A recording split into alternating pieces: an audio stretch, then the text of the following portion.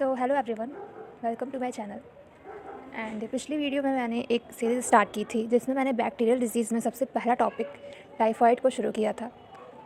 उसमें मैंने टाइफाइड की डेफिनेशन, उसके कॉज, उसके साइन सिम्टम्स और diagnosis as well as treatment plan को बहुत ही इजी वे में डिस्कस किया था। एंड जो टाइफाइड है वो एक बहुत ही इम्पॉर्टेंट टॉपिक है जो कि जनरल मेडिसिन में इसका जो वेटेज है वो बहुत ज़्यादा है। एंड उसी का कंटिन्यूशन होते हुए मैं बैक्टीरियल डिजीज़ की नेक्स्ट टॉपिक स्टार्ट करने जा रही हूँ जो कि है pneumonia. And let's start with the video. So pneumonia का सबसे पहले हम डेफिनेशन पढ़ लेते हैं। So pneumonia is an inflammation of lung parenchyma alveoli of infective origin. It is the most common infectious cause of death. Okay, so जो हमारा lung होता है तो उसकी जो पैरेन्काइमा, जो उसकी टिश्यू की जो लेयर होती है, उसमें अगर इन्फ्लेमेशन हो जाता है तो उसे हम निमोनिया कंसीडर करते हैं। और वो इन्फेक्शन जो होता है वो जनरली एक बैक्टीरिया से होता है। तो उसी इन्फ्लेमेटरी प्रोसेस में जो एल्वेलाई होता है उसका डैमेज होने की वजह से निमोनिया कॉज हो जाता है।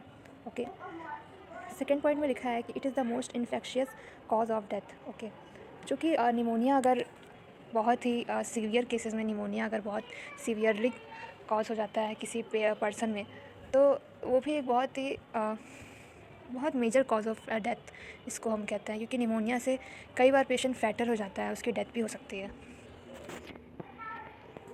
It is usually characterised by consolidation. Okay, and consolidation is a pathological process in which alveoli is filled with inflammatory exudate, bacteria, WBC, etc.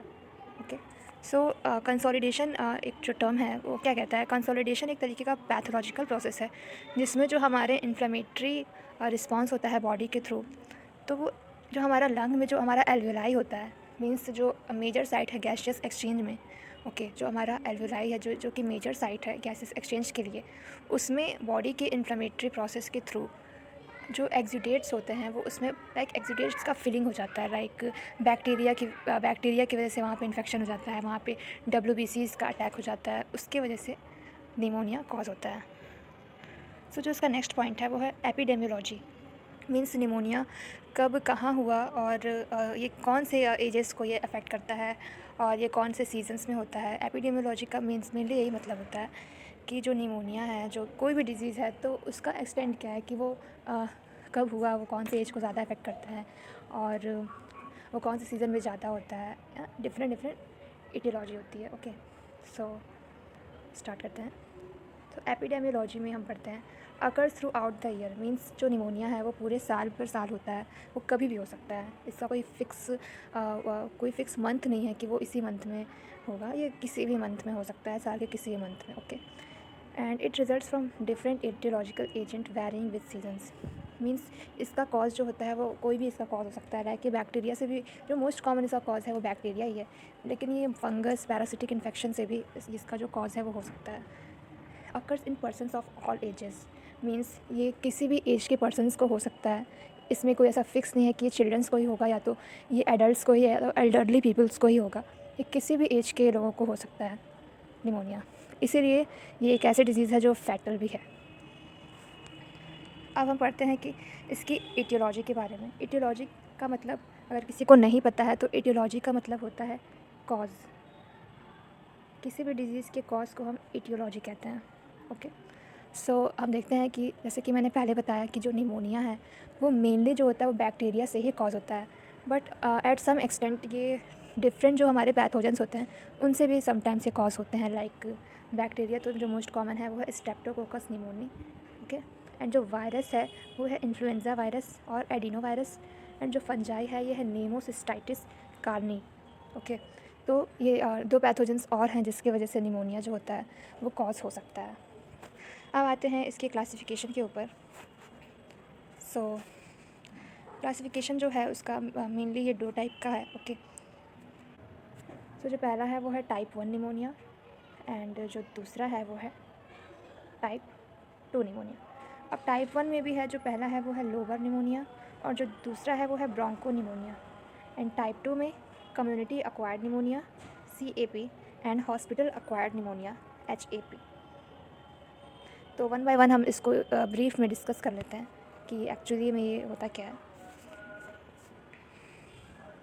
So lobar pneumonia is acute bacterial infection of a part of lobe of entire lobe of lung, even two lobes of one or both the lungs. Means simply ये कह रहा है कि अगर हमारे जो दोनों lung है तो उसमें किसी एक लंग के पर्टिकुलर लोब में एक्यूट बैक्टीरियल इन्फेक्शन का होना, या तो दोनों लंग्स के दो लोब में एक्यूट बैक्टीरियल इन्फेक्शन का होना लोबर निमोनिया कहलाता है। मीन्स ये समटाइम लंग्स के एक लोब को अफेक्ट करता है, या तो ये दोनों लंग्स के दोनों लोब्स को भी अफेक्ट कर सकता है। ओके, तो इसको मेनली हम लोबर निमोनिया कहते हैं। सो जो नेक्स्ट कैटेगरी है वो है ब्रोंको निमोनिया। सो पढ़ते हैं कि ब्रोंको निमोनिया क्या होता है। So bronchopneumonia is the infection of the terminal bronchioles that extend the surrounding alveoli in the patchy consolidation of lung. अब ब्रोंको निमोनिया क्या होता है? ब्रोंको निमोनिया लोबर निमोनिया से थोड़ा अलग इसीलिए है क्योंकि जो ब्रोंको निमोनिया है वो मोस्टली हमारे अपर रेस्पिरेटरी ट्रैक्ट को इन्वॉल्व कर रहा है। जैसे हमारा रेस्पिरेटरी ट्रैक्ट में सबसे पहला हमारा माउथ है, फिर हमारा विंड पाइप है, उसके बाद हमारा ब्रोंक्यूल्स है, फिर ब्रोंक्यूल्स में primary bronchiole, secondary bronchiole and terminal bronchiole. तो ये जो है वो हमारे टर्मिनल ब्रोंक्यूल पे इन्फेक्शन कॉज करता है।